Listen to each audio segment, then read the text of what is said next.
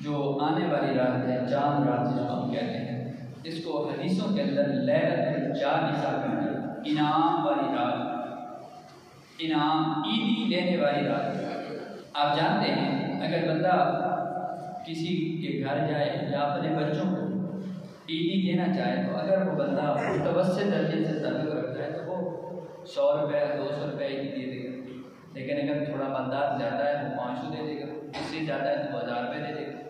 इसी तरह बंदा अपनी हैसियत के मुताबिक अपने बच्चों को, अपने भतीजों को, भांजों को, ठीक है, किसी और दोस्त के बच्चों को बंदा अपनी हैसियत के मुताबिक उसे तोहफा देता है, उसे ईदी के तौर पर गिफ्ट देता है, रकम देता है, पैसे देता है, नगदी देता है। अब यहाँ बंदे की हैसियत है और ये जो आने वाली रात है ये लैलतुल जाइज़ा है, इनाम वाली रात है, ईदी लेने वाली रात है।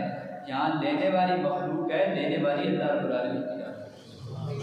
अब तवज्जो करें कि बंदा अपनी हैसियत के मुताबिक वो कितना दे सकता है, लेकिन रब तो वो बड़ा करीम है, बड़ा मेहरबान है। वो किस कदर उसकी सहावत है, किस कदर उसकी करम नवाजियाँ हैं, किस कदर उसकी मेहरबानियाँ हैं, उसको मेहरबानियों को बंदा सामने रखे, उसके करम को, उसकी सखावत को, उसके जूद व सखा को सामने रख कर फिर बंदा रात के उस मंजर को सामने रखे और ये ख्वाहिश रखे कि मैं ये रात भी मालिक की इबादत में गुजारूँ, ताकि मालिक अपने जूदो करम का सदका, अपनी सखावत पर, अपनी मेहरबानी करते हुए, करम करते हुए मुझे ज़्यादा से ज़्यादा रब से ईदी मिलनी चाहिए।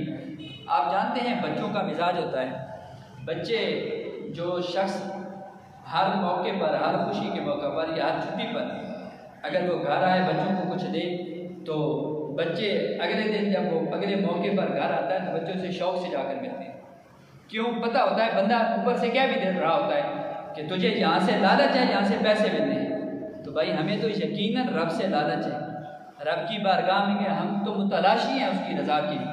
हमें तो चाहत है, हमें तो बख्शिश मग़फ़िरत चाहिए, हमें तो और दारी कोई नहीं यहाँ से हमें खैरात मिले।